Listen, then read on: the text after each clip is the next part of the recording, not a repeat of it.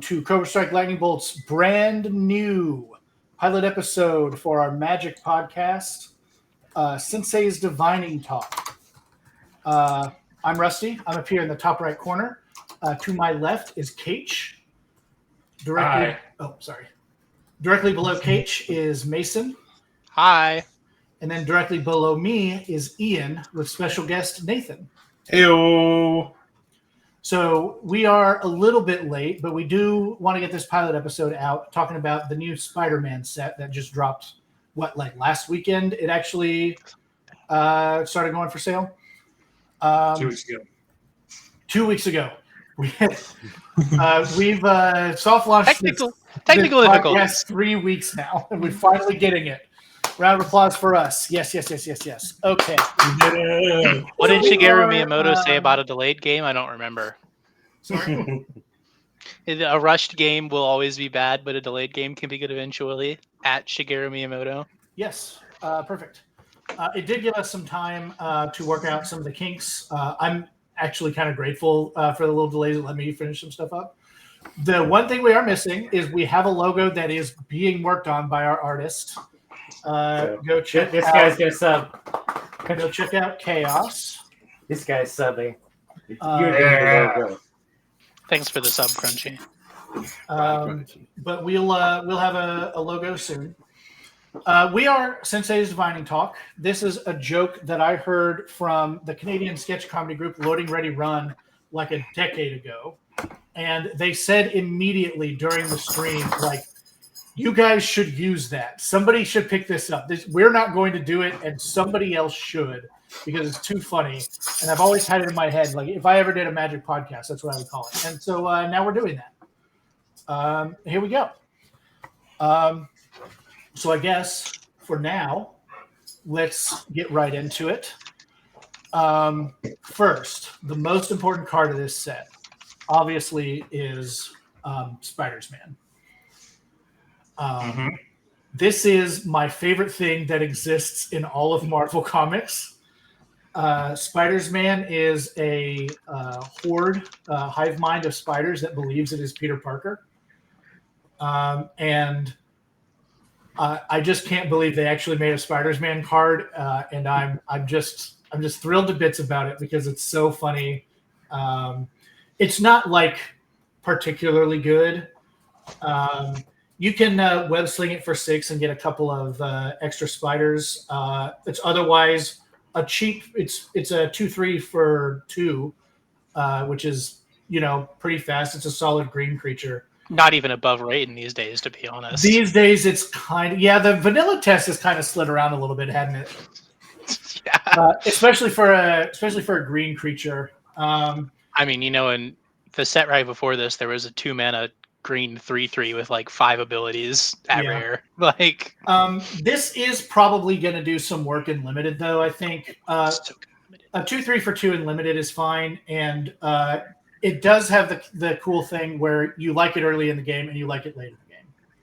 6 seems like a lot for 2/1 green creature spider tokens. Getting Spider-Man. So it's 3 creatures for 6. Here's the thing that might escape you at first glance about web slinging is you attack with your creatures on turn 6, and then whichever one of your most important creatures gets blocked to get killed, you use web slinging to bounce that back, because I think web slinging can be activated at instant speed, right? It's not a cast. So you use it to save your most important creature. If that creature has an enter the battlefield ability, you get to play it again. Spider-Man comes in, gains you 3 life, makes 2 more bodies, and then next turn you can attack with Spider-Man. And if you have another web slinging creature, you can put that into play and pick back up the Spider-Man, and then you will just continue gaining infinite value over time. This is, and in limited, it's usually a much slower, especially Spider-Man singular, the set is not a super fast, high-powered limited format like some. So you'll get to do this a lot over the course of a game if your opponent doesn't remove it. And if they spend removal on it, then you still got 2 more bodies out of it and saved another guy. Yeah. It's all upside. Web slinging is kind of situationally better than ninjutsu. Do you get to ninjutsu stuff out? Or I thought it was just, the additional cost is returning a tapped creature. And otherwise it's still normal I casting. thought you could do it timing instant rolls. speed. Let me look to make sure I'm not a liar. Because I mean, the reminder text doesn't have timing. It doesn't mention anything about timing rules, so I would assume that it's, normal Let me timing rules see. apply. Web I mean, for the slinging is a keyword that lets you cast. So it's actually a cast. So unless the card has flash, it's an alternative cost. So you can't do it at instant speed, Gotcha. but you can Unless still it's loop answer. it. Yeah. Unless You the card can- is there. Yeah, You flopping. can use this guy to do a thing after combat, and then if they don't kill this the next turn, if you protect Okay. it, then you can do it again. Web It's a little bit slinging worse back than I and said forth before. forever is a really good, and that's probably why this is overcosted, because the ability to loop it for cheap would be. Oh yeah, Like if this was web slinging for like 3 or 4, that's suddenly way cheap for recurring value like that. Okay. Yeah. And we'll see. We'll actually kind of see. That actually kind of works with one of the cards that we'll talk about when I bring up my section. So I didn't think about or I didn't read web slinging like that. So that actually is kind of interesting. So Yeah, web slinging. I like this set has a lot that's really weird about it, and a lot about the development that was kind of frustrating, and is kind of a weird set in general. Web slinging is a cool mechanic. I think web slinging, I think although it's it's a pretty little bit worse than warp right before it, I think as an overall ability, but I think they both showcase interesting design space where for some cards a cheaper web slinging cost is good to you get value from it early and then have it come back late. And for some cards a higher warp/web slinging cost is better because getting the effect multiple times is so strong. I think That it's is the really other they both thing. have a ton of design space. We are just coming off of warp. Warping in a creature, attacking with it, and then swapping it in with a web slung thing before it has a chance to go away anyway. I mean, there's some crazy synergies you can do. Anyway, next up on my list, we've got Subway You Train. have to figure out how to tap it first. This is a bad card, but it slots right into my Dionys Elvish Archdruid. This elf can drive deck. Dionys Elvish Archdruid has an ability that reads elves you control have the first time this creature is tapped a turn, immediately untap it. How do you put a +1/+1 counter on it and immediately untap it? So it gets a free untap immediately. So how do you get free untaps on things other than just like mana creatures? Is use them to crew vehicles. In an elf deck, one of the problems that I have is there are too many good elves and not enough good lands. So this is going to help me ramp in my weird elves vehicle deck. That's all I have about that. It's a cool card though. It's Do just you fine. really drive a subway car? Somebody's driving.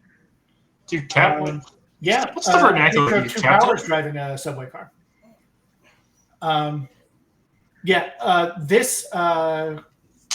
This is 3 mana, get a body, get a land. So like half of a body, I guess. Half, yeah, but like it's decent. It's not phenomenal, but it is. There's a very what it's niche worth. use I would for play that. it in limited pretty much all the time if I was green. Yeah. Oh yeah, in Fine limited versus commander is totally different. Oh yeah, I'm just being like, it's a fine card. Yeah. Spider Woman, Stunning Savior. I just really like being a bastard in games sometimes, and this sucks. It is the definition of a hate bear.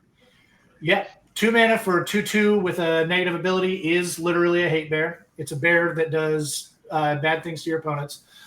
Artifacts and creatures your opponents control enter tapped. That is unique, I think, having artifacts enter tapped along with something else. I know that we've had artifacts enter tapped before, but I want to say Authority of the Consuls, maybe. is Authority of the Consuls all permanents? It's just creatures. Oh, it's just creatures. Yeah. I thought there was one that was creatures and artifact. I could be wrong. But if it's not fully unique, it's fairly unique. Artifacts entering tapped slows down your opponent's mana huge. It's in more your important both. now than ever because of all the trinkety stuff. Mhm. There's like everybody's mana base is using like soul rings, and all this stuff. So, with either white or blue, which one is better at? Is there one that like you can combo better with to cycle her in and out? I know that there are some decks that like allow you to flash creatures in and out, and that feels like that would be Blue and white are both kind of the colors for Yeah. doing that. I was thinking of Blind Obedience from Gatecrash, which also has artifacts and creatures on it. Yeah, But but it's not a super common thing, and it's I mean, going to slow your opponents down. and Um, 2 mana for something that controls artifacts like it does with, again, like you guys were talking about how rampant everyone's got a soul ring, everyone's got Mana Crypt, yeah. Arcane Signet. I'm Treasures. you know It's fucking treasures, man. I'm so weird to like I even like, ooh man, you just like no lightning greaves for you. Yeah. Sorry, Well, Kate, what'd you say? Treasures also get slowed down, which is usually a pretty good part about Yeah. treasures that get to use them basically instantly. Also, it's gonna fuck over waterbending really hard here in the future. hmm We'll get to that when we get to that episode, but someday. someday. Yeah, I mean, next it's a cool year. card. Great card. Yeah. Would play it in a lot of decks. Yeah, this is going to go into basically any blue-white control deck. This is what you want to be doing if you're trying to control your opponents. Strength of Will. This is my favorite combat trick of the set. Until end of turn, target creature you control gains indestructible, and whenever this creature is dealt damage, put that many +1/+1 counters on it. This is going to turn somebody's game around somewhere. Somebody is going to win the game off of this. Somebody's going to be about to lose the game. They're going to block something big with some little unblockable shithead, and then immediately turn around and ping 20 damage off the dome on their next turn. This is silly. Very cool card. How many cards are there that make you? There are ways. Sorry. How many cards are there that like force like every creature to block a creature that's attacking? There's a couple. There's like Lure, and then there's the Bestow creature that works like Lure. But there's also a couple of other There's things another you most can do. A couple of things that I can think of off the dome. There are really cheap fight spells. So you do this first. Fight something that's smaller than it to kill and make it bigger. Fight something again to use its bigger power and toughness. And you can do that a couple times. You can also hit it with your own like stuffy doll effect. Target the stuffy doll towards whatever creature this is targeted, and loop damage. You can turn instant damage into damage. Lightning bolt your thing to give it 3 +1/+1 counters. There's so many things you can do with this. This is so versatile. If you want to build around it, I kind of want to try to build an Oathbreaker deck around this being a signature spell.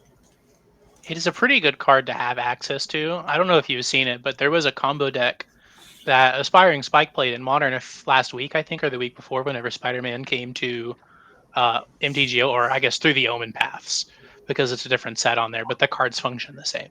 Yeah. And it's Walking Ballista, which you can remove a counter to deal damage, with Hardened Scales and Strength of Will. So you take a counter off to ping itself for 1. It's indestructible, so it doesn't die. Hardened Scales and Strength of Will give it 2 counters. And you take 1 off, give it back 2, and it will just grow infinitely large, and then you will kill your opponent with it. So. Yeah, so Hardened Scales says whenever you add a counter, add that many +1 instead. Mm-hmm. So you take a counter off, ping it for 1, it gets 2 counters. Take a counter off, ping it for 1, it gets 2 counters. Yeah, and it can just grow itself infinitely large and then machine gun everything else to death. So not that you would necessarily have to have those 2 cards in a deck built around this, but Strength of Will, not only a good fair card, but also great with cards like Walking Ballista, Hangerback Walker, etc. Anything that wants to put 1/1 counters on it and then die. Deathbringer Thoktar or Triskelion also do similar things to Walking Ballista, even if you're using it fairly, just to make it big. I think it's a cool card.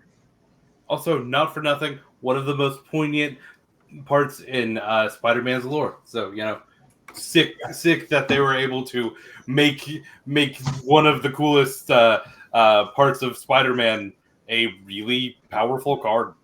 Very powerful, very flexible, just like Spider-Man. I like the universes within art. It's very nice. It's very cozy. I don't know if you have a rest you can bring it up, but it's very nice. Sorry, what is it called in Universes Within? Great It's question. still Strength of Will. It's still Strength of Will. Oh yeah, I didn't change the name. Let's see if I can change the printing.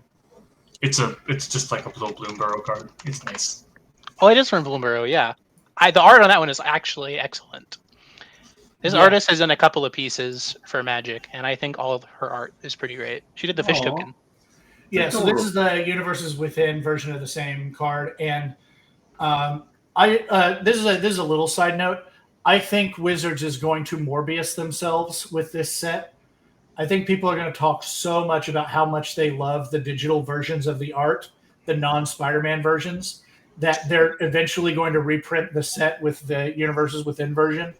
But it's going to take them 2 years to do it, and nobody's going to care by the time they actually do it, and then it's going to be an enormous flop.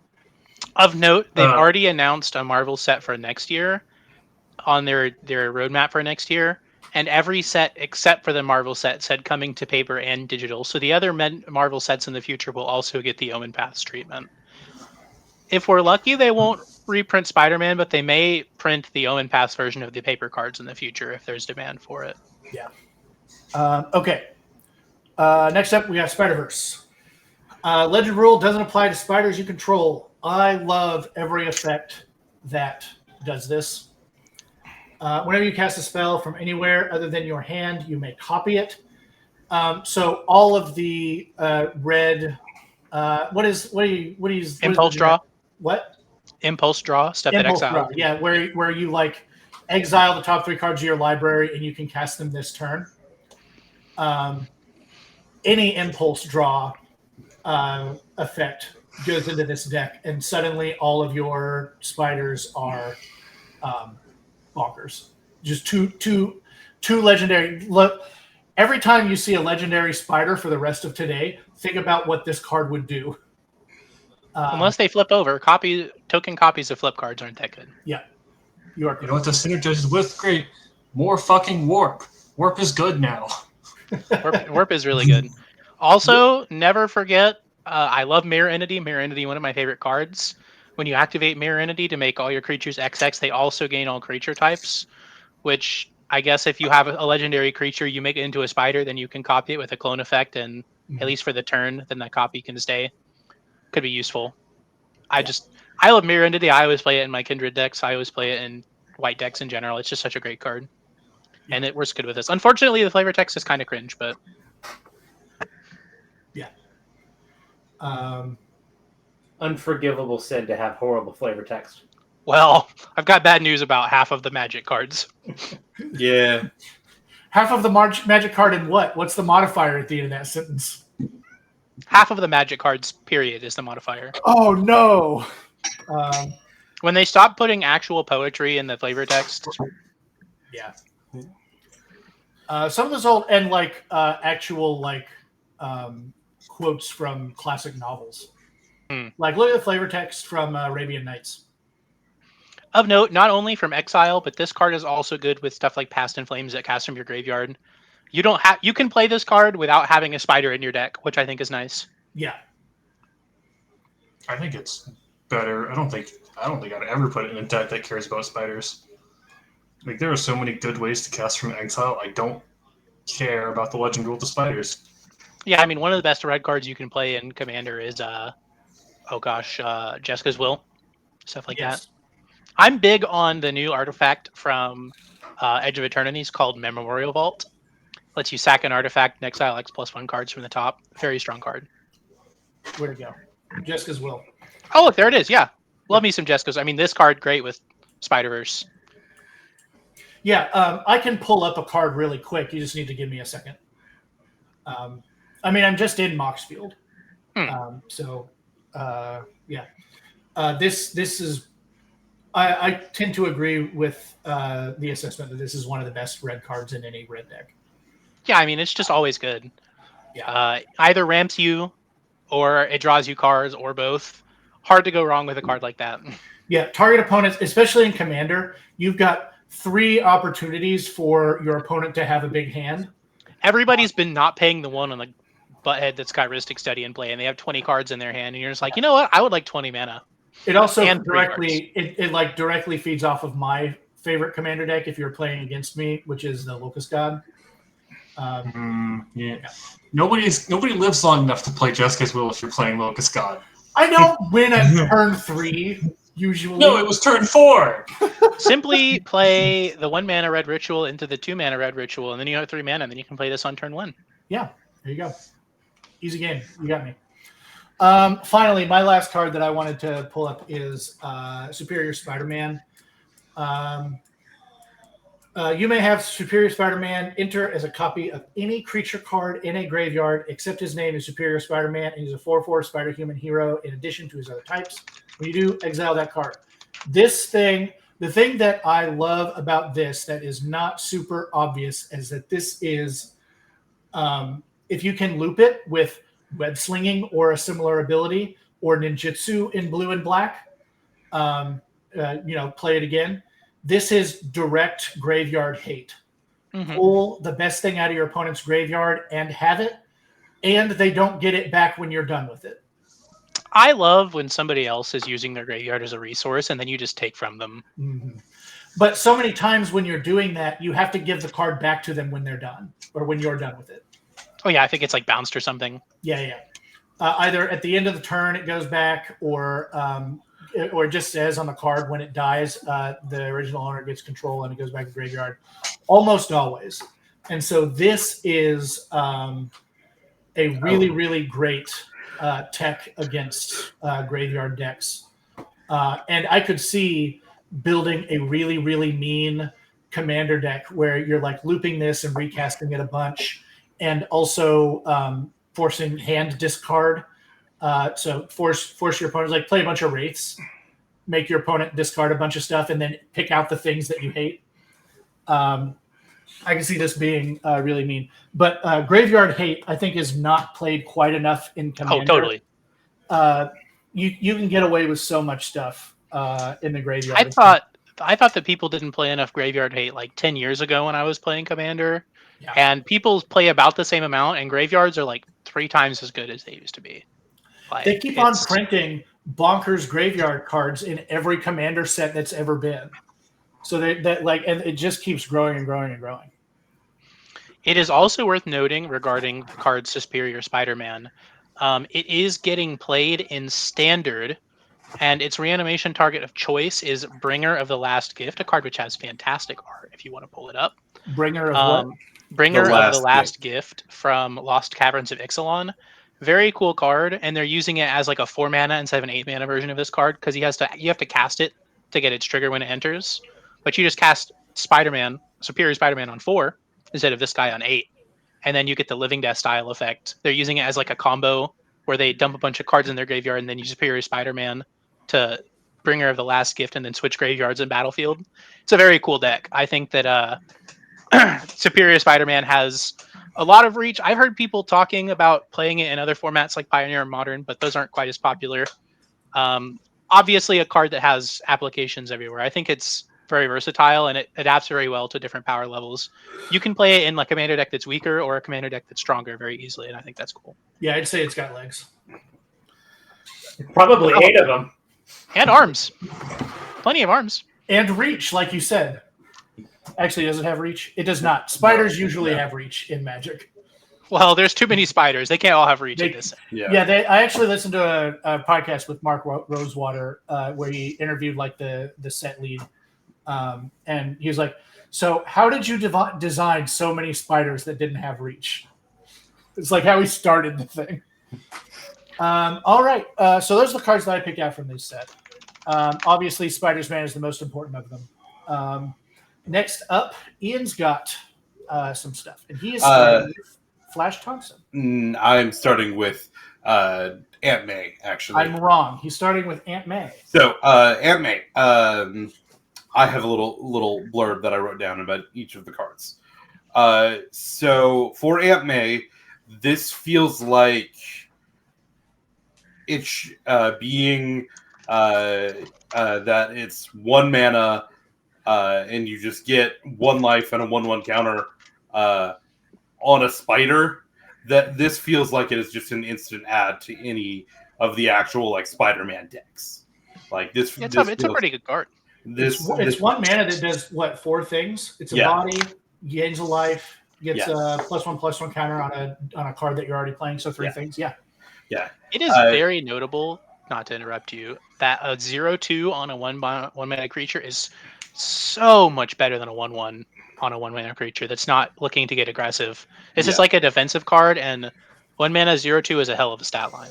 Yeah, I was gonna say this feels really good. Even though the life gain isn't like crazy, I feel like it's getting Make it a matter. getting the 1/1 on it feels like this is like an instant add to pretty much any white deck that's got spiders in it. Yeah, the general rule that I follow for life gain is life gain cards are bad. Incidental life gain cards are really good. Yeah, and this you're definitely playing this to get the 1/1 counter on on the spiders. To use another 1 mana white card as an example, I would basically play this in any deck that had spiders. To use Guide of Souls from Modern Horizons 3 as an example, it's a 1 mana card that gains you life and energy whenever you play a creature, and then you can use energy to make a creature bigger permanently and flying permanently. I would play this card in pretty much every white deck. Obviously, it's a much higher power level card than Aunt May. It was designed for modern, not standard, and it's like a top 5 card out of this set too. It's like a way over designed card, but a 1 mana creature that has above average stats, a 2 on any stats for a 1 mana creature is pretty strong. And then it has 2 abilities that are very relevant.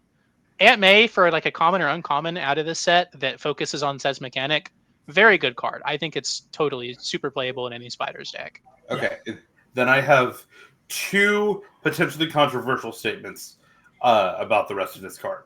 One, wheat cakes are just worse pancakes. Correct. And 2, Aunt May feels like, to me, the Marvel version of what Alfred means to DC, and that's important, and I love that. Yeah. Did you know that this card is the only time in the entire set where Ben Parker is depicted? Oh, in the photo. Yeah, you see him Yeah, in the picture in the back. Oh my god! I did. He does not have a card. He doesn't show up anywhere else as like the flashback of him dying in Peter's arms or anything. This is the only time Uncle Ben showed up in this whole set. Is there not a like with great responsibility card? I mean, it's in the flavor text of a card, but Uncle Ben is not on it. Interesting. Okay. Just as Moving. your other silly. Yeah. Moving on. The next one we're going to talk about is Black Cat. So Black Cat, Cunning Thief. Let me get down here. This one feels crazy powerful. Taking 9 cards away from your opponent is nuts. I get that she's a 5 drop, but taking if you play her in Commander, it's not quite as broken because you typically have more people. But taking 9 cards just out of your opponent's library feels crazy. After they've drawn their first 7, that is more than 1/10 of their deck. Yeah. Can I actually, to show you how good this card is, can I show you a card that is still getting reprinted in Commander decks to this day? Yeah, absolutely. The card is Gonti, Lord of Luxury. Keep this card in your mind. 5 mana, 2/3. Look at 9, take 2, and then look at Gonti. 4 mana, 2/3. Look at 4, take 1. Death Touch.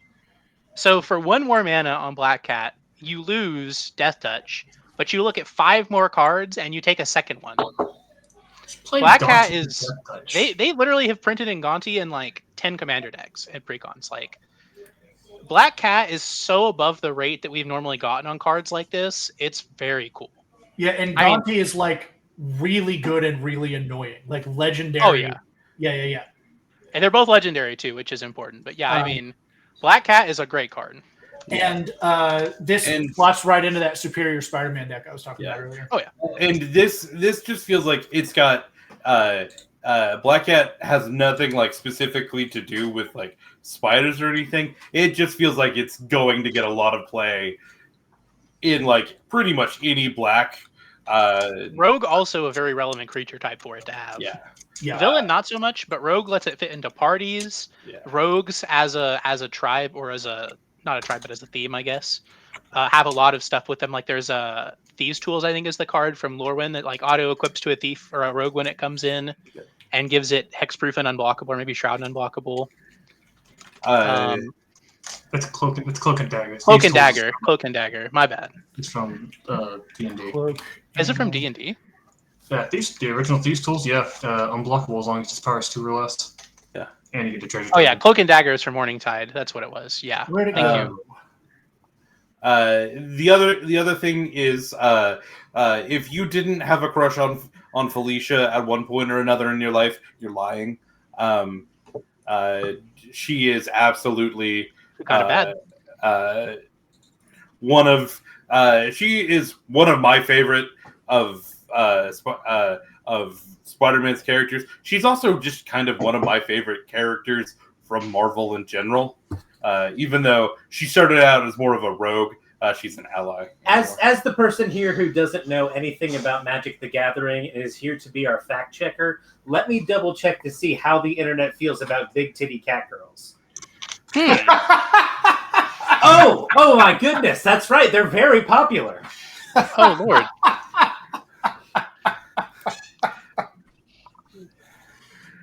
Okay, moving on. I don't have a segue from that joke. That joke was just great. We are moving on to Doc Ock, Armed and Dangerous. That's him. So this one, I didn't quite realize when I was looking at it that it's just a reskin of One of my favorite blue cards. Lorthos, which it's just kind of crazy that like they just had this character ready that just kind of perfectly picks up what Doc Ock's about. So I just think that's cool. It's a 8-drop creature, so that feels like it's a late game creature, but again, I don't have a great sense on like how Blue's mana ramp is. I mean, you're using this as a commander. Yeah. Or you're I ramping guess that in. you might be using it in a like Kraken, Octopus, whatever. Leviathan Serpent is the theme Yeah. that they go for with the Sea Monster deck is Kraken and Leviathan Octopus Serpent. But you're almost always using this as your commander. I mean, if you have this printing of the card, especially like the Doc Ock one, how are you not putting him in the zone, right? Oh yeah. And at that point, it doesn't really matter how Blue's ramp is. Everybody's running the same ramp package in all the colors but green, which is play a bunch of mana rocks, and you're at 8 by like turn 4 or 5. Yeah. Really, again, the reason that I picked this is just because like the visual of this card is stunning. The art they chose was very good. Yeah, they knocked it out of the park with, and I just kind of love Doc Ock. He is, I think, probably the best of Peter's rogues. I know there are a lot of people that love Green Goblin, and trust me, I love Gobby too, but when I think of like the quintessential Spider-Man villain, it's Doc Ock. Oh yeah. I have it on good authority as a person who's played Lorthos probably 100 times at least over the course of my Magic career. I really like playing this card. That this is the kind of card, even if it's not in your command zone, you put it on the table and somebody's like, "What the hell is that thing?" And then they pick it up and they read it and they're like, "Oh hell no, that's horrible. What? No, get that out of here!" Like, it's a very good fit for a character as threatening. And this isn't the only card he had. He had like at least one card in the set, in addition to being on Superior Spider-Man, of course. But We got like 3. It's great. as far as cards for him to get on the bonus sheet, like this is a great choice. It's like a giant scary monster that has to be dealt with, or basically you just pay 8 to stop somebody from playing the game for a turn because you just stop their lands from untapping. Yeah. Or you get their biggest creatures and you make them so they can't block, and then people will just kill them. Like, it's very appropriate for him. Yeah. And also obviously it has all the 8 theming. Yeah. Next we're going on is Flash Thompson. Flash Thompson, Spider fan. I read this card a little differently, but it's fine. Now that I'm actually looking at it again. So this kind of again feels like Aunt May in the way that like it's a 2-drop for a 2/2 that's got Flash that's also got other stuff you can do. Tapping and untapping creatures when it's out of the untapped step again always has felt powerful to me, and so I'm you guys can answer that a little better. You guys are much more experienced than I am, but again, that just feels like he's got some, like really good abilities for being fairly low cost and being able to flash him in and out to use those abilities. Feels pretty good for what he is. This is like a weird. Yeah. It fits the definition of hate bear, but it also kind of fits the definition of love bear. Yeah. It's a very, very versatile card. It's not necessarily powerful on its own merit, because it's like a 2-mana 2/2 that's going to come in and then trade for a creature and then do one thing. Yes. And the thing it does isn't necessarily powerful up front. It's the interactions you craft for it.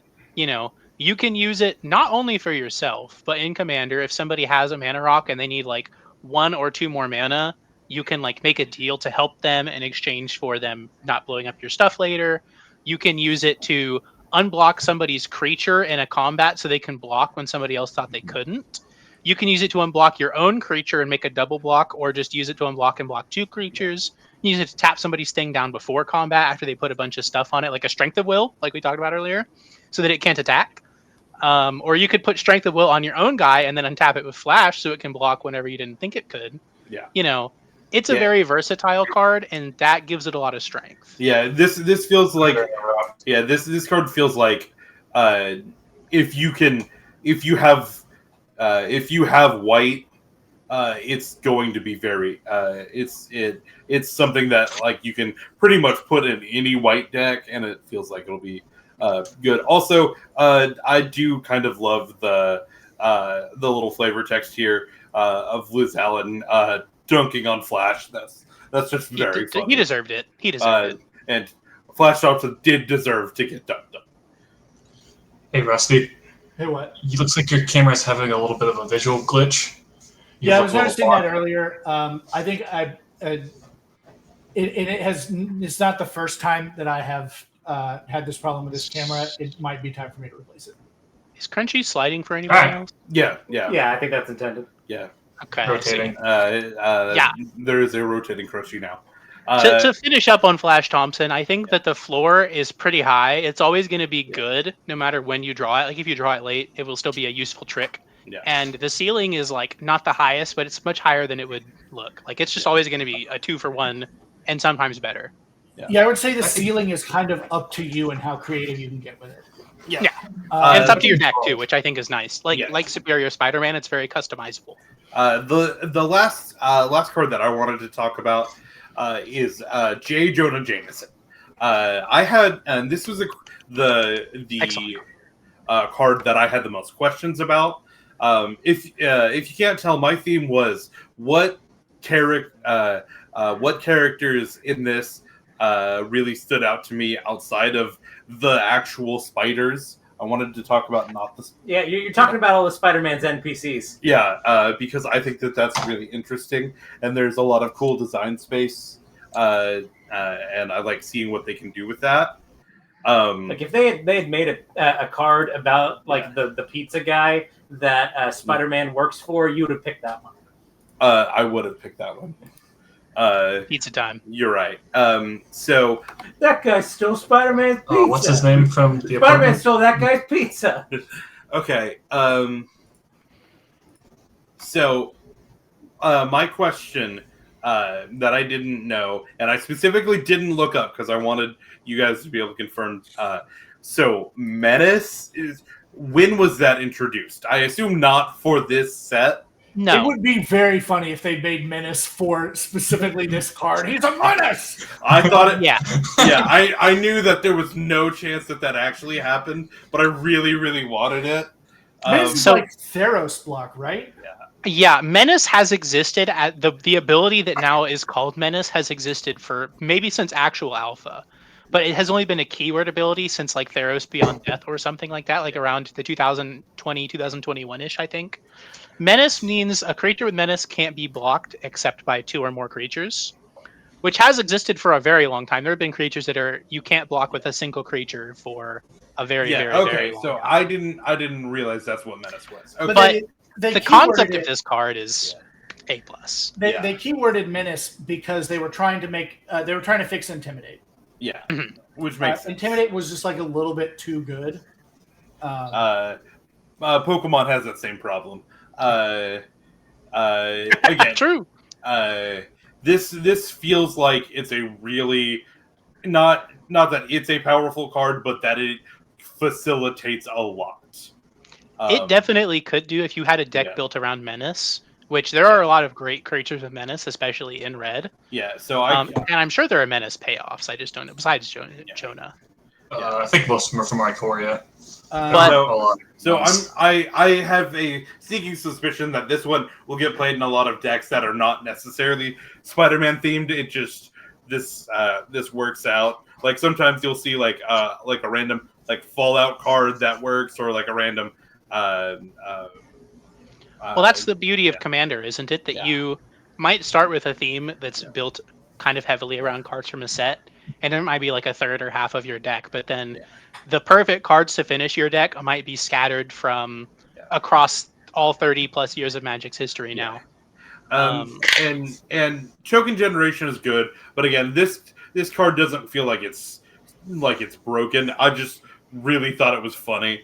The concept of J. Jonah Jameson making money for you whenever menacing creatures attack is actually peak flavor. It's some of the best flavor that has been on a card in a long time. Yeah, and the card blurb is sensational.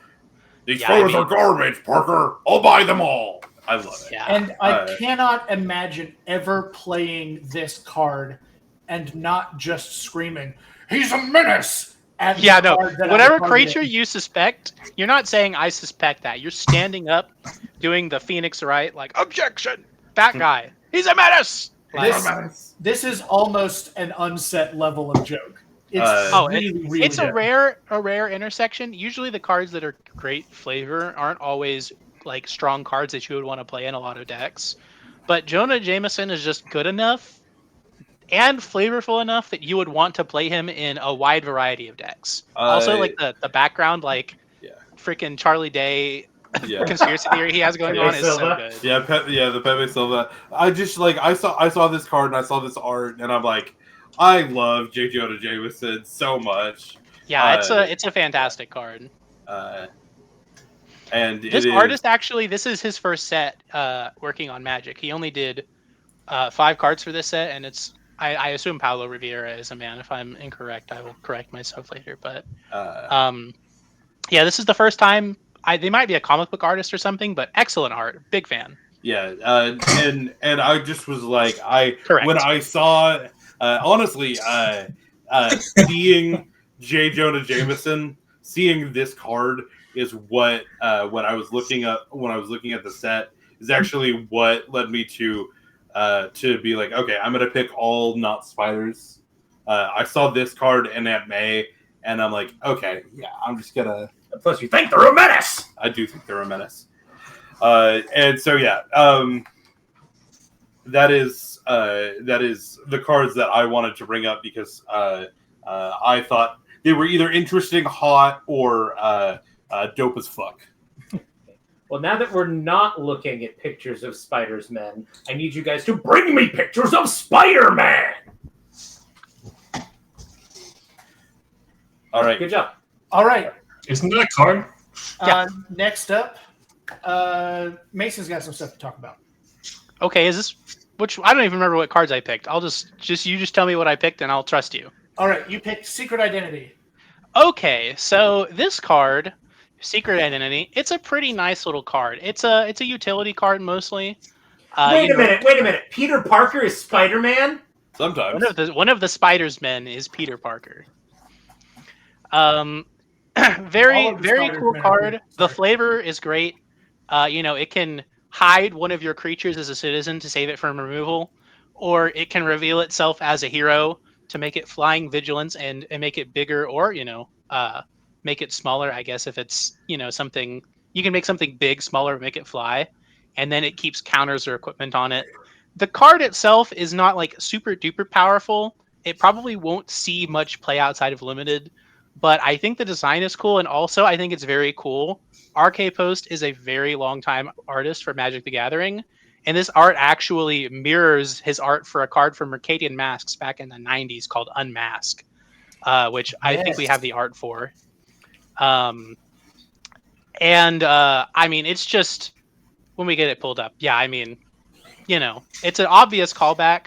Fantastic card, Unmask, and I think it's very cool that not only new artists and people who worked on the Spider-Man comics, but artists who have worked on Magic for decades are getting to, work on IPs that they love. Because I mean, I follow a lot of the artists on like social media. I'm really passionate about like physical art being made for Magic now and into the future. And I think it's very cool that these people are getting to make art for things that they love. A lot of the artists were ecstatic to work on stuff like this and Lord of the Rings. I'm sure if there's ever like a Star Wars set, I'm very, very sad to say that two of the most prolific artists for some of the earlier sets in Magic, the Hildebrandt brothers, they did like all the original signets in Ravnica and stuff like that. They did the original poster for A New Hope, the one of Luke Skywalker, like standing with the lightsaber up.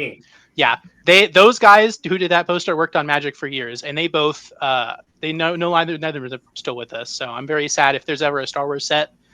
They won't be around to make new art for it, but I'm sure they'll do a tribute of that art on a Magic card if it ever comes around. So, I'm not necessarily the biggest proponent of like Universes Beyond cards coming into Star Wars, but it's very cool to see artists who are passionate about this game as a game and passionate about the players who support them getting to work on their dream projects like this. I think the art is great, and I think the card's cool. Well, and how can you not like Spider-Man? He's cool. Yeah, I mean, Spider-Man's cool. I do have a hot take about this card. Conceal and Reveal should be swapped.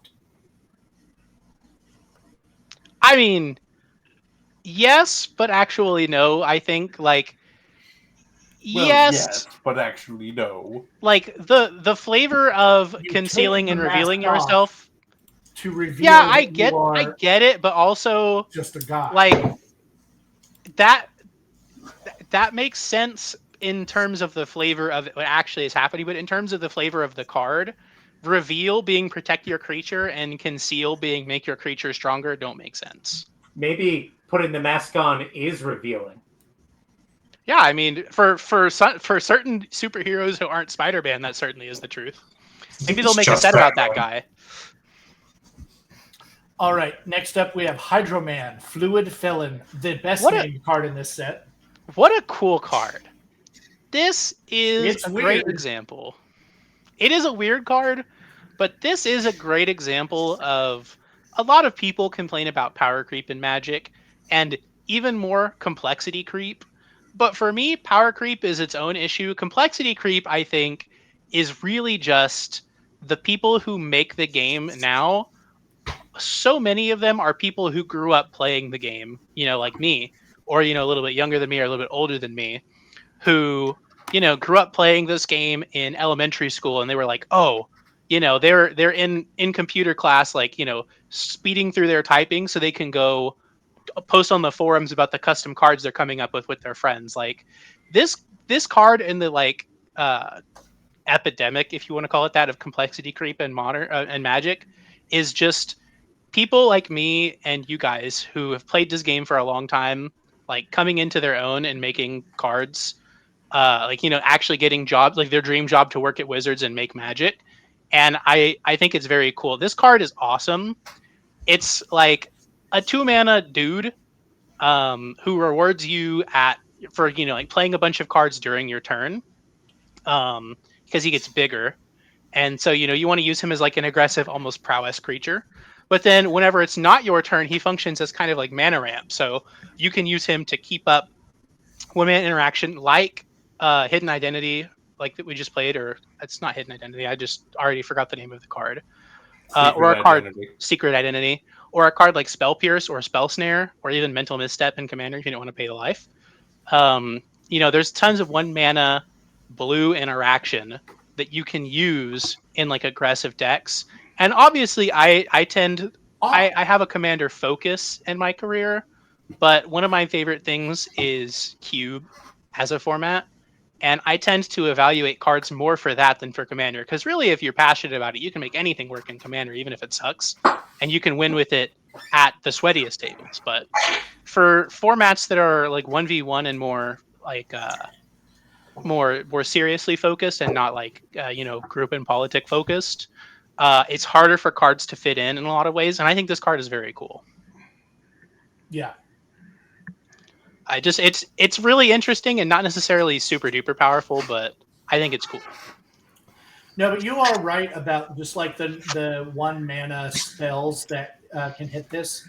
I mean, go take all of the blue spells out of a Pauper Is It Blitz deck. Throw it in here. Yeah. You can use them to cast Ancestral Recall, Smile. Yeah. Next up, we got Mr. Negative. Senor Negativo. This card is cool, man. I mean, how he works is pretty straightforward. He's expensive. He's another guy that you'll probably see in the command zone a lot more often than in the 99, and probably you won't see him that much in 60 card formats. Although I guess you could play him with Superior Spider-Man if you were on some kind of like reanimator type thing. I could see that fitting. Very cool card. I mean, 7 mana, 5/5 vigilance, lifelink, not exactly the most impressive stats, but his ability whenever he enters the battlefield, you don't have to cast him. So if you blink him, he can do this multiple times. Stuff like Ephemerate, Eldrazi Displacer, etc. You can exchange life totals with target opponent. If you lost life this way, draw that many cards. I mean, I don't even need to say too much about this. It's obviously extremely powerful. The list of cards I can think of just off the top of my head that would combo with it are out of control. You can use, just for example, Wall of Blood, if you want to pull that one up, Rusty. It's a pretty bad card that you only ever see in decks like this that want to use it to combo. To just pay your life total down to 1 and then give your opponent a 1 life total and then take their life total, and then they have no life. Because Wall of Blood is like a bad card that you never see played unless you're cheesing somebody out with it. Right. But in combination with Mr. Negative, you play Mr. Negative, and then once he doesn't get countered and he enters with his trigger on the stack to switch life totals, you just pay your life down to 1, and then you're like, actually, Ian, you're at 37. I want your 37. You can have my 1. Yeah. No. Yeah, you don't want to be at 1. I think you also had me pull up Axis of Mortality. Yeah, Axis of Mortality, a very fun card. I like playing this card in general in white decks. It introduces a lot of silliness and like politicking, which a lot of people, especially this, it's funny. There's like a bell curve where it's like people who are bad, like not necessarily bad, but people who are less educated about Commander, like hate politicking in their games, and they basically just want to like play and smash creatures and not make deals. And then the people at the top who are playing CDH tournaments like hate politicking because every tournament is just like it's optimal to just like agree to draw 3 ways after you kill one person, or some stupid nonsense like that. But me in the middle, who like I'm not super sweaty, but I've been playing the game for a lot. I love doing stupid, silly stuff and making deals. And I think a card like Axis Immortality is really fun. Life swap effects in general are just like super interesting, and there's lots of room to get silly with them without. Is Cage dead? Yeah, He may have lost Cage there. Yeah, he's been phasing in and out. He said something about his Wi-Fi being silly. We'll see what happens. Yeah. Okay. As I've gotten older and more silly in my life, I found that making decks that aren't necessarily just like straightforward beatdown machines is a lot more fun. And I really think effects like Mr. Negative are the kind of thing I like to do. I haven't bought any Spider-Man, and I don't know if I'm going to buy any packs because they're like kind of expensive at Walmart and game stores around here. But Mr. Negative is definitely the kind of card I can see myself snagging for if I see one on the cheap and building a deck around. Having It's monitored the chat here, Droidcraft has put in the word necropotence. Is that a word for magic? In fact, Necropotence is a pretty messed up little Magic the Gathering card. It is extremely silly in Mr. Negative. Yeah, this is probably what you would want to do instead of Wall of Blood, although you would play multiple effects like it. Necropotence is extremely powerful. It's a card from like Ice Age, which is 94, 95, I think. And cards from that era are either really good or completely unplayable. And when I say really good, I mean like top 0.1% most broken Magic the Gathering cards ever made. And Necropotence definitely fits in that bracket and not the unplayable doo-doo garbage bracket. Yeah, this is a $24 card. Just as your fact checker, Ice Age from Blue Sky Studios was actually released in 2002. It had Scrat and Manny voiced by Ray Romano. Yeah, that movie was actually a reference to the Magic the Gathering set, and it follows the story very closely. Yeah. Yeah, I can hear you, but I can't see you. Yeah, you're heard now.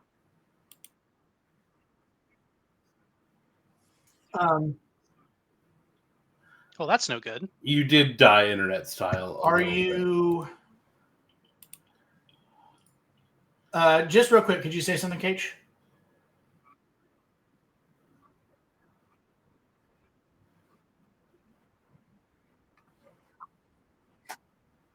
It's pretty so, cool. Cage, the problem is we can hear you, but the stream can't. He's back in. OBS back. Can't hear you. Weird, because he's back in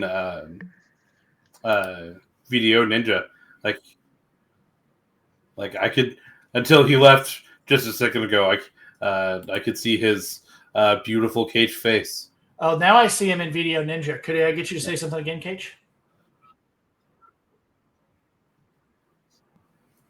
Jeez. Yeah, I can see you now. Well, but I can't see you in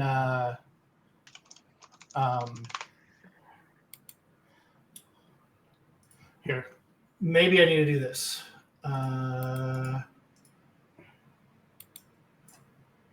Because if you refreshed, maybe it gave you a different link. It did.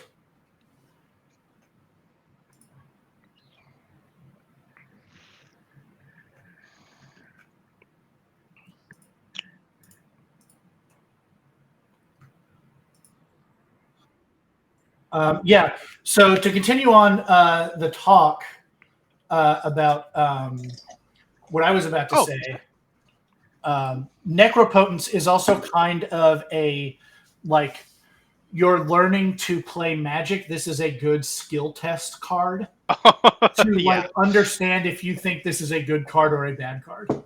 Yeah. It's a very complicated card and how it works and all the things you want to do with it. But it's also very simple in that it's just a card that basically lets you draw as many cards as you want, and with basically no downside. Yeah, in a game of Commander, if you've got combos that you can play, like you just need to get the combos on the board, you have, starting at the beginning of the game, 39 chances to draw the cards you need for your combo. If you can combo at instant speed, you're drawing 39 as soon as you slam this thing down. Yeah. I don't play this card that much anymore.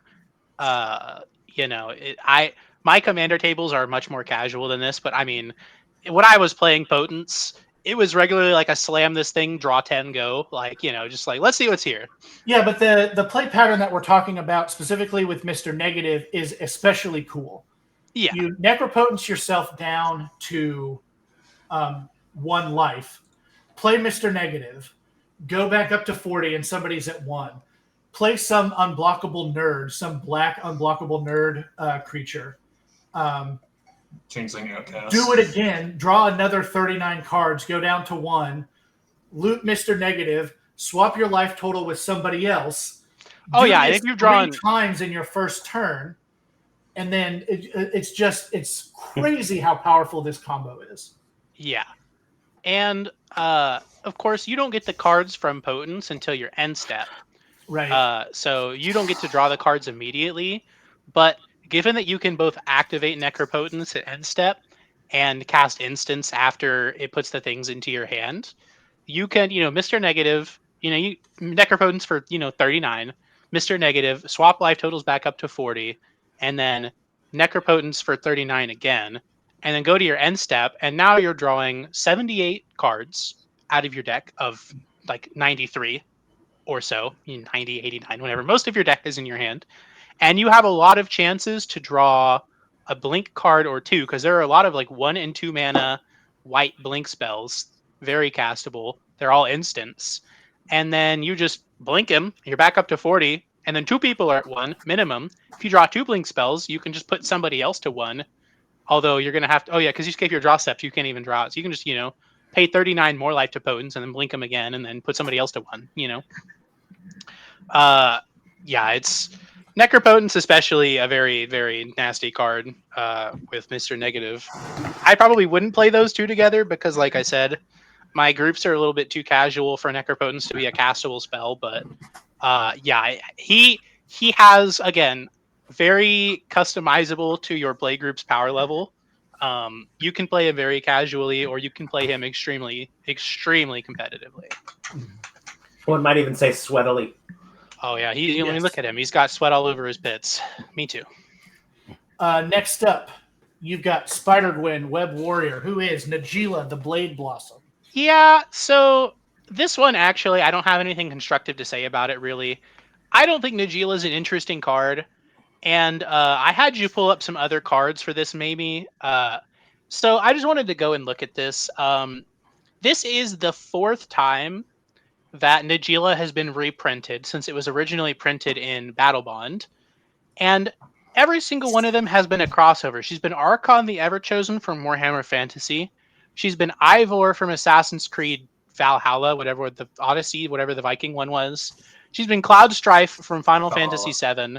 And she's been Spider-Gwen. Can we please just pick a different, like, aggressive red creature for all of our dudes to be? Like, it's... Archon was in 2023, and then Ivor was in 2023, and then Cloud Strife was in 2025, and then Gwen was in 2025. Can we make anybody else? Can we pick another cool card and put somebody on it? Like, we don't need more Nagilas, man. Yeah, it's got the same problem as Joda in that way. Yeah, I don't think Joda has quite as many printings though, Jesse. I don't think Joda has. Droidcraft has suggested that they all be Lelia instead. Lelia is a pretty cool card. Okay, Joda was the Warrior of Light and SpongeBob SquarePants, which honestly hurts me more than any of those other guys. Hey, that SpongeBob card is amazing, alright? I'm glad you think so, and I hope you get to play with it someday. I do have it. Good. The art on the Spider-Gwen, though, I will say, slam dunk, one of my favorite pieces of art. I think it's a bonus sheet card, so it's like a reused from a comic book somewhere. I couldn't tell you what cover this is or splash page, but I mean, 11 out of 10. Beautiful art. I really love it. I don't have anything bad to say about the art. I just wish that we could pick a different creature to be in every single crossover. Like there's whatever 40,000 Magic cards at this point. We don't have to keep reusing the same person for our, CEDH representative of the set. Yeah. If you're already playing Najila and you love Spider-Gwen, go ahead and pick this up. But yeah, there's like, not only do I not really have anything to say, everything about this set has already been said, about this card has already been said, because it's like you said, it's a CEDH staple. Yeah, I mean, it's not even an interesting card. There's not even anything interesting to say about it. It's just extremely powerful. It's like the cheapest 5-color commander that's good because you don't play Jensen Carthalion. That guy stinks. I love him. He stinks. It's just like a generically powerful card that just lets you play all 5 colors for free. Yeah. And it goes infinite 75 ways in infinite combats, and it's really obnoxious to play against in that respect. But I would like to pick a different card. One time pick a different card. Because I don't even want to own this card. I love the art. I don't even want to own this card. I don't like Najila, man. haven't played a lot of Warhammer Fantasy or Final Fantasy VII, but I don't think that there are that many things personality-wise in common with Gwen Stacy. I'll have you Or- know that Archon the Everchosen is a pretty bad person, and Spider Gwen is not a pretty bad person. I don't think they have much. If it's a Warhammer character, they're not a good person. Well, Warhammer Fantasy does have good people, but Archon is not good people. He is, in fact, like Hitler, and also if Hitler was like a frontline evil soldier man, and also he was best friends with Satan, and also Satan's three twin brothers, and they deliberately empowered him to ride an evil dragon and commit war crimes every day of the week, and he did it happily with a smile on his face. He's not a cool dude. Fact checker. All of those things did happen when the Nazis invaded Poland. That's what I heard. Yeah. Yeah. Archon, not a good guy. Doesn't have that much in common. I mean, he's a warrior, I guess. So sure, but yeah, whatever. I'm done talking about that card. Yeah. Do something better, please. Last card that you've got up is the Soul Stone, which if you had not picked this, I would have. Yeah. I think that. Well, just to get off the bat, 2 mana untapped mana rocks that give you a colored mana with no downside are pretty rare in Magic, and by that I mean, there has never been a 2 mana untapped mana rock that gives you a single color of mana that has no downside. There's like talismans that you pay a life and they give you 2 colors, they give you a colorless. There's like Mind Stone, and then there's like the Diamond Cycle from Mirage that are 2 mana that give you a color, but they come in tapped. There's like signets that you have to filter so they don't actually do anything on turn 2. This card is really good. This would be a staple in every black deck if it only had the first 2 lines of text. If it didn't have the top line of text, if it was just 2 mana, Yeah, out of black, mythic rare, I would still play it on all my black decks, quite frankly. It's just phenomenal. It is hard to overstate how, in spite of the fact that it's not flashy, 2 mana untapped, make a mana of the matching color is so good. I mean, it is almost like a Rampant Growth, which is a really good card. Except it's like a Nature's Lore because you get to use it. Yeah, you can use it to cast a great 1 mana black card. This is so silly of a ramp card, and it's indestructible, which there is a lot more exile for artifacts and enchantments flying around now than there was 5 years ago. But indestructible ain't nothing. There's a lot of Vandal Blast et al. Strategies going around.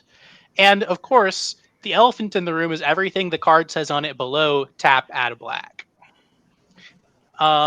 You can pay 7 mana and exile a creature you control, which is a downside, but very flavorful for the Soul Stone. You have to kill somebody that you love, that you paid good money for to summon to your battlefield in order to gain its power. But once you've harnessed it, its infinity ability is active for the duration of the time you control it. And then when its infinity is active, at the beginning of your upkeep, each turn, it brings a creature back from your graveyard to the battlefield. This ability is really powerful. I don't remember if I asked you to have anything associated with this card, Rusty. I don't believe so. Would you pull up Emeria, the Sky Ruin? Absolutely.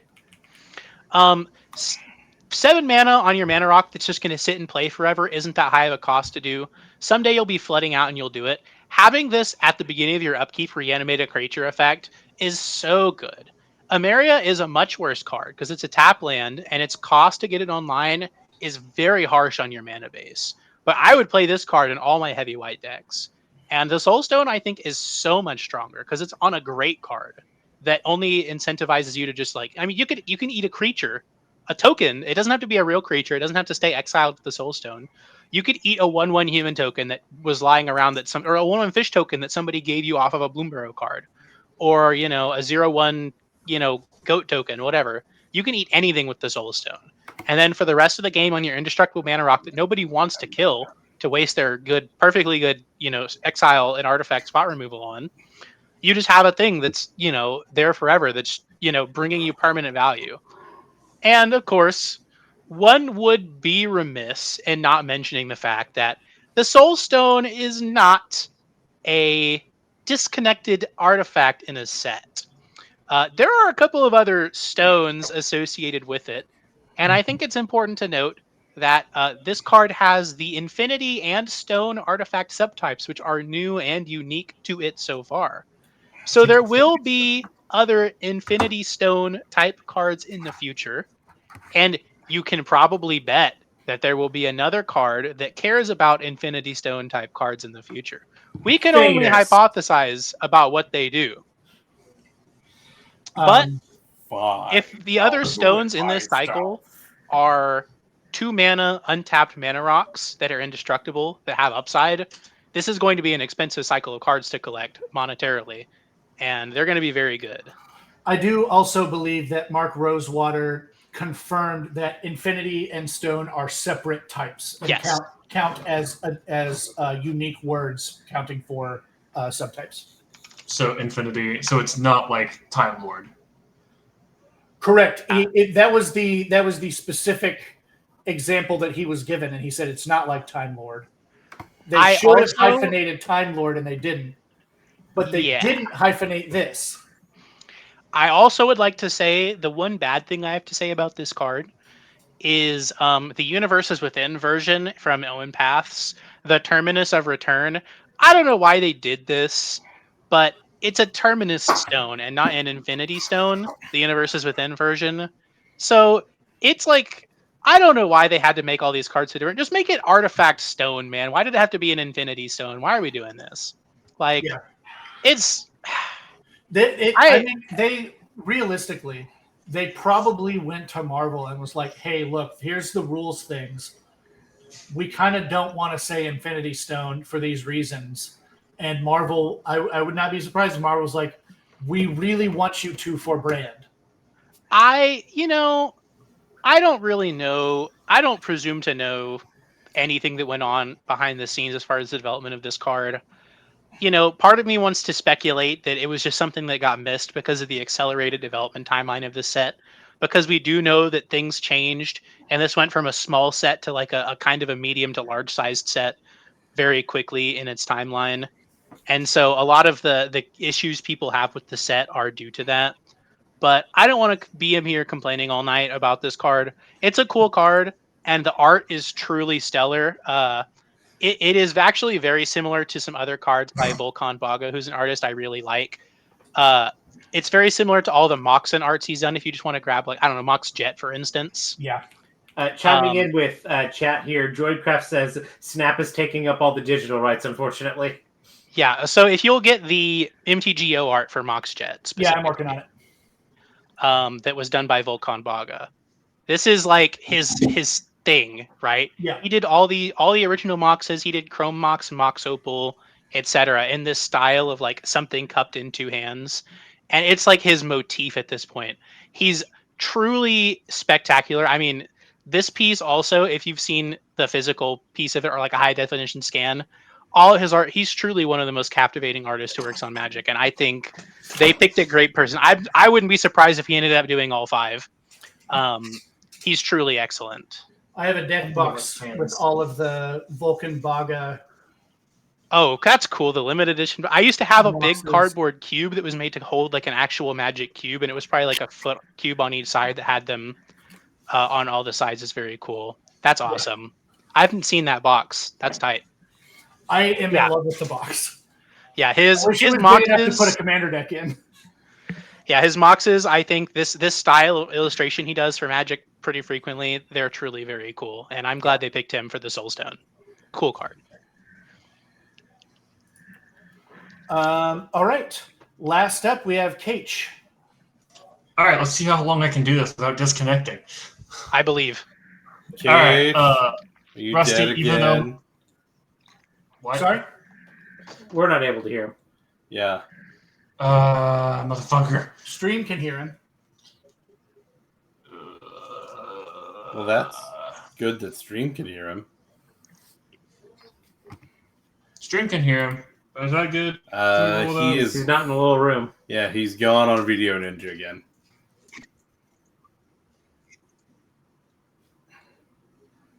I'll be right. All right. Yeah, video stream can see me. Yeah. Hi. I think we just go. Yeah. Okay. Rusty, if you will bring up... If I can't hear it, even though... You'll bring in what? Will you bring up Mr. If I can't hear it, Osborne? it's fine. Yeah. Okay, Norman Osborn. So Norman Osborn, he's fine. Little guy. Keep in mind that my perspective is very different from everybody else's. Is that I play a lot of the game, and I only play casual because I like having fun and not winning. Uh-huh. Unlike everybody else who either doesn't play a whole lot or likes winning. Anyway, Norman's fine. It's good to have a little unblockable guy that has a combat damage trigger. Everybody likes that. But I really like Knives is really nice for flavor. No, Connive is also good. Everybody likes Connive. But the backside is the good part. The good shit. Ready for this animation? Yeah. Oh, So- such great art. So the Green Goblin, the fact that he not only gives you all your stuff mayhem and reduces its cost is so fucking good. This busts the shit out of every cycling card. Because everything with a cycling cost of 1 is now 1 cheaper, and it draws you an extra card when you play it. Brightcraft points out that's my boy Fleam. Oh, Well, yes. Fleam's All not right, a rest of card. you will bring in Fleam. No, Fleam is real in my heart, and you shut your damn mouth. Unable to find any legal cards for your deck. It's just the alternate printing of Green Goblin. The universe is within printing. Oh, I probably And just he's need so to much better. switch the printing here. Hold on. Yes. So. Good old Who gives a shit Gobin. about Gobin? Everybody loves Fleam. That's him. He's That's a human. Yeah, he is a You're human. right. He is a human.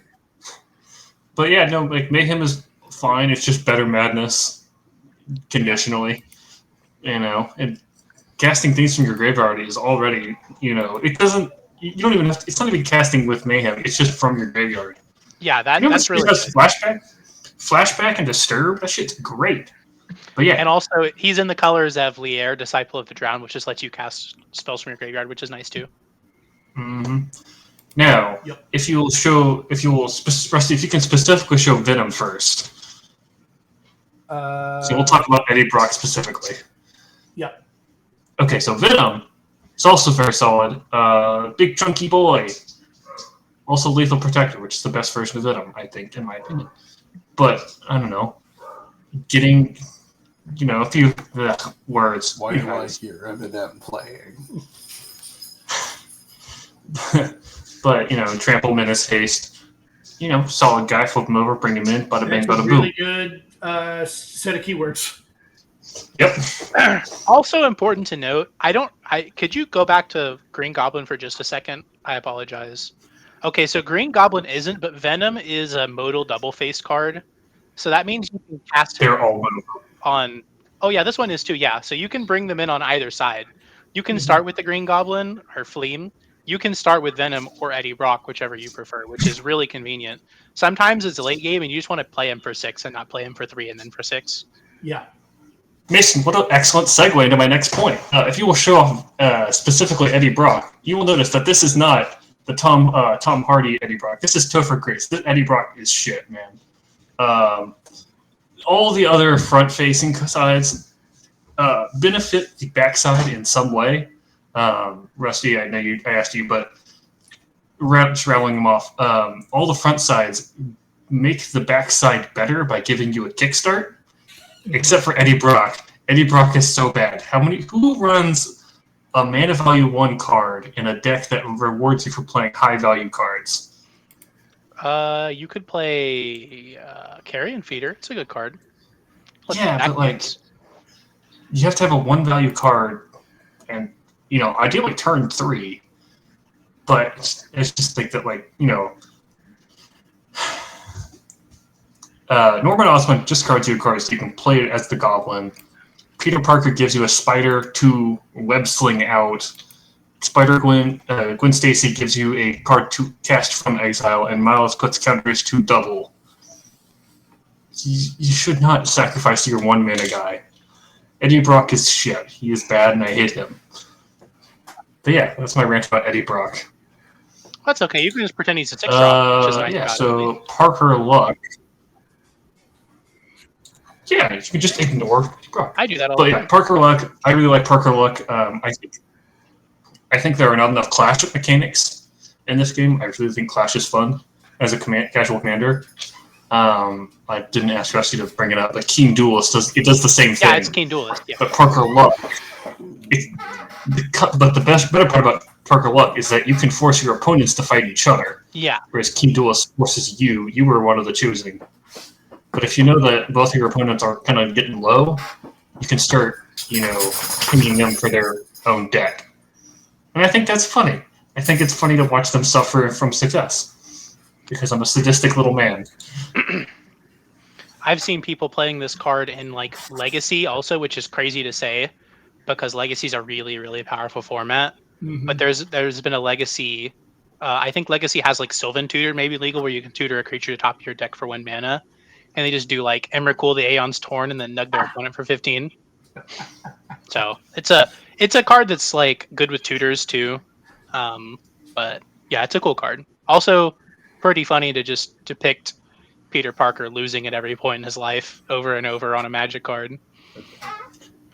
Yeah. Your camera's Oh no, come back. Shadow of the Goblin, I literally don't remember what this is. Yeah, so, good ramp. You get replace a bad card with a good card every turn. Love It's not Filter. bad. Casting things from anywhere other than your hand, always great. You know how many times you can cast things from other than your hand in Commander? All the fucking time. Ping your homies. Hey, Bada bing, remember bada boom. Spider-Verse? Yeah, that shit. Yeah, again, 2 I mana, can get that see- shit out early. Bada bing, bada boom. much like Bang, bang, bang. Spider-Verse, I can see Paradox playing that this bitch. card in a deck that's not like specifically focused on playing stuff out of your graveyard or whatever, and just playing it as a value card. Like it's just really good. Yeah. The Unreliable Visions part of this makes this one of the reddest cards to ever read. If only it made you discard a card at random, it would be the actual reddest card ever. Yeah. And then my last card is Bioorganic Carapace, which I think is just a neat little thing. So in and of itself, it's all right. Put it in a modified deck, draw a lot of cards. It's okay. It's not bad. It's 4 mana, 2 white and blue doesn't get a whole lot of good equipments, but it's okay. Yeah, But I if you don't slap think that there are bitch in, that many equipments that are white and blue. I think there's It's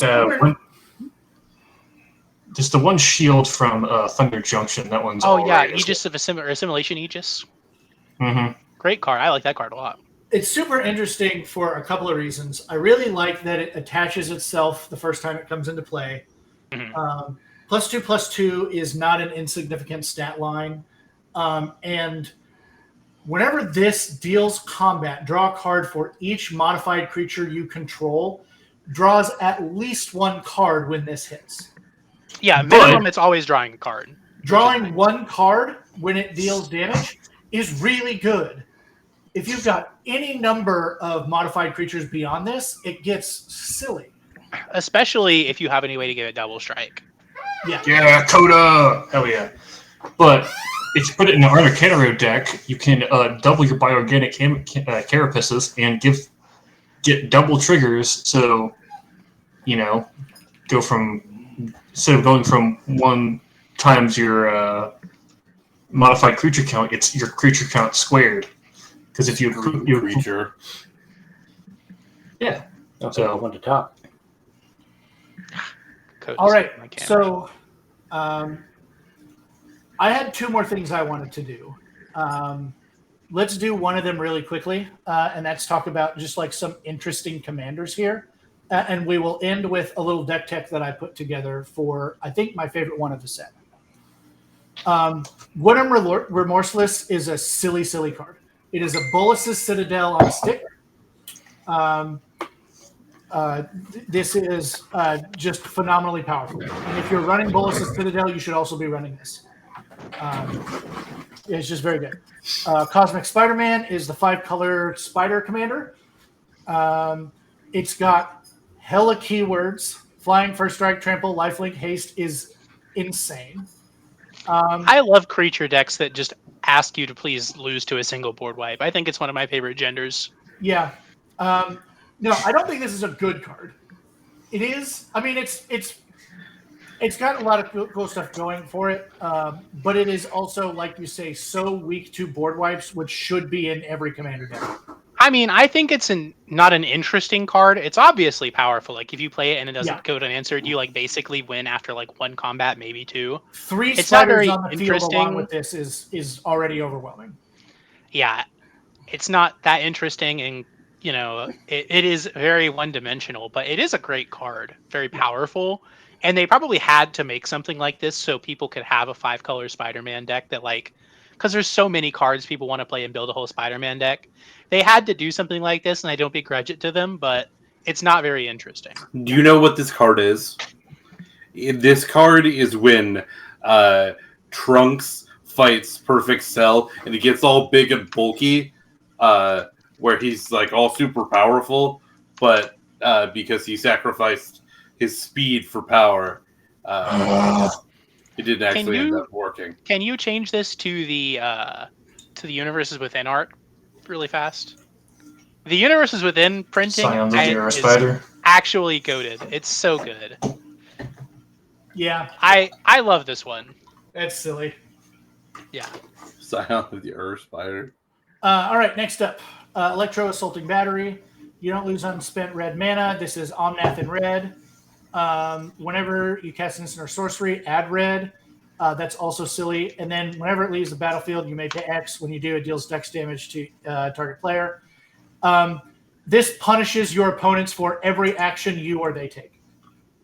It's just really, really hard to deal with, and is going to be a favorite commander for that reason.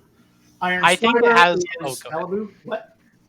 Yeah, I was just gonna say I think it has a lot of synergy, and it's very similar as a card to the Saga Urabrask. He's just called Urabrask. Yeah. You play him on the front, you never flip him, and he just gives you stuff forever. They'll be played very commonly together. Cool card. Yep. Iron Spider Civil Warrior is a reprint of Alibu, which is one of the best Boros equipment commanders. Very, very good card. Jackal Genius Geneticist is just a silly little guy. I want to see somebody play a deck with this card. I think it's very, very interesting. It's another one of those copy a legendary creature decks. I think that has such an interesting design space. You're limited by your own creativity at that point. Yeah, because you want to curve up 1 into 2 into 3 into 4, and because blue and green have so many tutors stacked with each other, especially if you're playing a card like Momir Vig in your deck, I think that it's so easy to just craft options that you want to go for depending on board state, and I think that's really interesting. Cool card.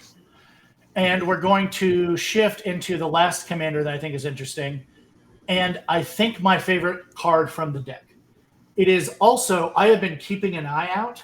I have not seen anybody talking about this card, which I think is insane. This is the only legendary creature that has ever been printed in Magic that has double strike and unblockable printed on it. Period, end of story. It's in Enchantress colors. So Wraith Vicious Vigilante is 3 mana for a 1/1 with double strike and unblockable. And it has a ton of support in the Spider-Man set. Blue-white is the modified theme, the modifications theme. So take a look at some of these things that's in here. Not this one. I'm going to remove it for formatting. Costume Closet. Enters with 2+1/+1 counters on it. Tap it to move onto a creature you control. And then whenever a modified creature you control, you can recycle some of them. Wraith, just one activation for that. Wraith is hitting for 2 or hitting for 4 instead of 1, or instead of 2. Spectacular Tactics. This is a combat trick that also leaves a power up on it, and it has a little bit of utility. You can also kill something that's a problem. Mm-hmm. Spider Suit gives it +2/+2. Sun Spider, tutor up any aura or equipment card and put it in your hand. And it also flies, so it's a good secondary wielder of said equipments and auras. Yes, Nice. it is also really good at holding swords. Thwip is an instant. That's a pump. Web shooters. This gives you +1 and tap a creature. Bioorganic Carapace slots into this so well. Oh yeah, great. And then with great power, +2/+2 for each aura and equipment attached to it. So I think with Wraith, you don't actually want to pick equipment or enchantments. I think you want to do both. There's a couple of these spells outside of Spider-Man that love modification in general, not one or the other. And doing an enormous amount of damage. You don't want to play this too early because it has this second thing. All damage that would be dealt to you is dealt to enchanted creature instead. You don't want somebody to snipe your commander by doing 5 damage to you and it getting transferred over. But Yeah, and playing this in the late game is going to make Wraith huge. And remember, if this is your commander, You only need 21. you only need 21, and this has double strike. Its power only has to get to 11. Yeah. Two other equipments on it, I think, gives it 9, correct? Yes. Because it counts itself with great power. Or it's +2, not +3, so I guess it needs 4. But Yep. yeah, I mean, looking at other similar cards, like Core Spirit Dancer only gives +2/+2 for auras equipped to it. I don't know if there's another creature that just actually, or another card that gives like +2 for auras and equipments. There's like Valduk, a red card that makes like tokens for every equipment and aura on it. But a lot of stuff only want to give you 1 and not both. I've got a whole deck tech here. I mean, All That Glitters is very similar to with great power, but Yes. Each artifact or enchantment you control. you might scroll it down a little bit, Rusty. I can, but I see what's going on. Just a second. That should fix There it. it goes. Yep. Oh, yeah, it's fine. Yeah, All That Glitters, great card, obviously. Anybody who's played Pauper Commander against the Voltron deck, Bogles in Modern for a while played this card when Bogles was a deck that people played. Pioneer, the Voltron style decks played a lot. I mean, everybody knows what All That Glitters does. Yeah. It's a great. Sigarda's Aid, you're obviously going to put in this.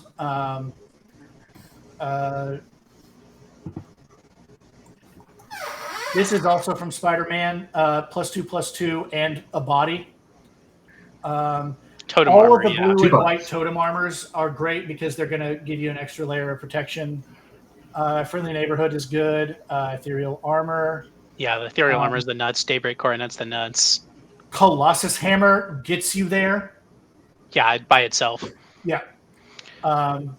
Yeah, so I have been goldfishing with this deck a little bit, and I pretty consistently just knock people out turns 7, 8, 9.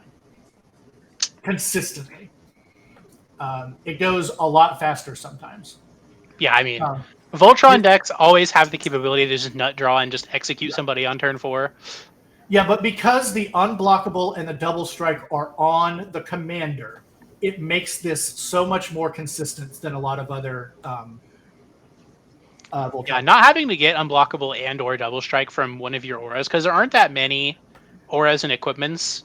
A double strike is easier to come by, but like unblockable isn't necessarily that easy to come by, you know? Yeah. So having to draw or tutor for one can really slow you down. Having both on your commander is very strong, very strong. Yeah. Now, So it has no protection built into it, so Right. it is extremely vulnerable. You play it, it dies to anything looking at it wrong, you know. But if you can protect it, untap with it, it's going to be very, very hard to stop very quickly. Yeah. So yeah, this is my this is, I think, the most interesting commander from the set. There's a lot of cool stuff, but this is the one that both interests me as a player, and like I just don't know why nobody has been talking about this as a commander. Like Command Zone isn't talking about it. I haven't seen any articles on EDH Rec. And it's just like it's silly and very, very good. All right, that's it. Pilot episode of Sensei's Divining Talk completed. Yeah, I'm looking at EDH right now on my other monitor, and it says there's only 371 decks pulled right now, which is very low for a new card. So this card is definitely flying under the radar, but I think it's definitely much stronger than that number would indicate. Not that I think it's like gonna blow up tables everywhere or anything. No, But this isn't gonna make waves in CEDH. Oh, of course not. No, you can't win with Voltron in a format like that, really. No. But it's a very cool card, and I like it a lot. Yeah. I don't think you mentioned it, but another card, it might be in your deck list even, but Spider, piloted by Penny, is a great modified card from the set also. Yes. It's SP//DR. Yep. Or awful spelling. They don't know how to talk in the future. Zoomers, iPad babies, shake my head. That's what about Zoomers? Penny Parker, we gotta take her back to elementary school. Frankly, I am looking forward to the future when Leet Speak comes back into vogue. Yeah. But this is another kind of effect that you would want. It's a little bit expensive maybe for like a more optimized list, but this is the kind of effect you would want in a Voltron counter or a deck for sure. Yeah, and I think people undervalue when it deals combat, draw a card attached to an unblockable creature. Yeah, and not only that, but Spider doesn't even have to attack in order to get you this benefit. You can play Spider and then attack with 2 other creatures, because it just cares about modified creatures you control hitting players. It doesn't have to be equipped itself.